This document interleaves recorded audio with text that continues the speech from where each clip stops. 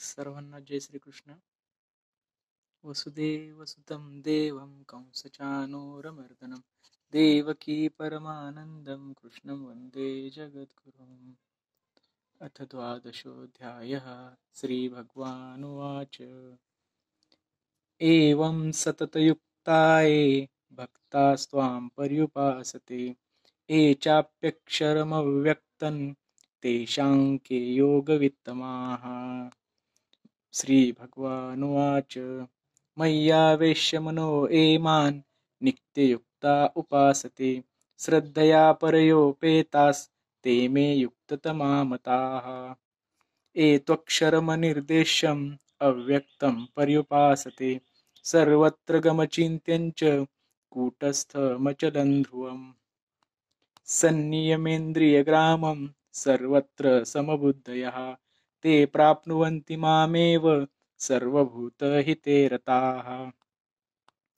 क्लेशोऽधिकतरस्तेषाम् अव्यक्तासक्तचेतसाम् अव्यक्ता हि गतिर्दुःखं देहवद्भिरवाप्यते.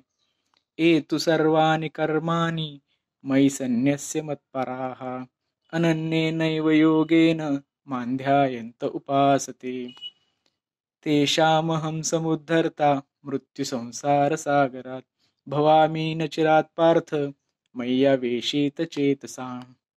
मय्येव मन आधत्स्व मयि बुद्धिं निवेशय निवसिष्यसि मय्येव अत ऊर्ध्वन्न संशयाः. अथ चित्तं समाधातुं न शक्नोषि मयि स्थिरम् अभ्यासयोगेन ततो मामिच्छाप्तुं धनञ्जय. अभ्यासेऽप्यसमर्थोऽसि मत्कर्म परमो भव मदर्थमपि कर्माणि कुर्वन् सिद्धिमवाप्स्यसि.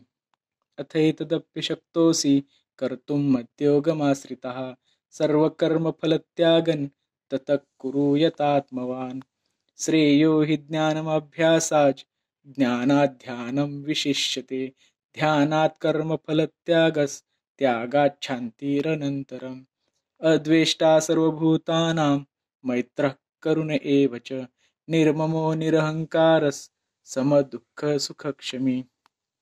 सन्तुष्टः सततं योगी यतात्मा दृढनिश्चयः मय्यर्पितमनो बुद्धिर्यो मद्भक्तः स मे प्रियः.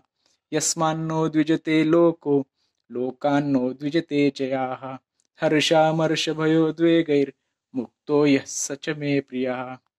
अनपेक्षः शुचिर्दक्ष उदासीनो गतव्यथा सर्वारम्भपरित्यागी यो मद्भक्तः स मे प्रियः.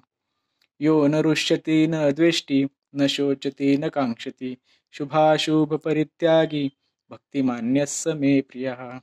समशत्रौ च मित्रे च तथा मानापमानयोः शीतोष्णसुखदुःखेषु समस्सङ्गविवर्जिताः.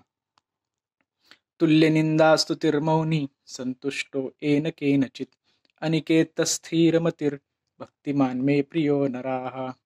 ये तु धर्म्यामृतमिदं यथोक्तं पर्युपासते श्रद्धाना मत्परमा भक्तास्तेतीव मे प्रियाः.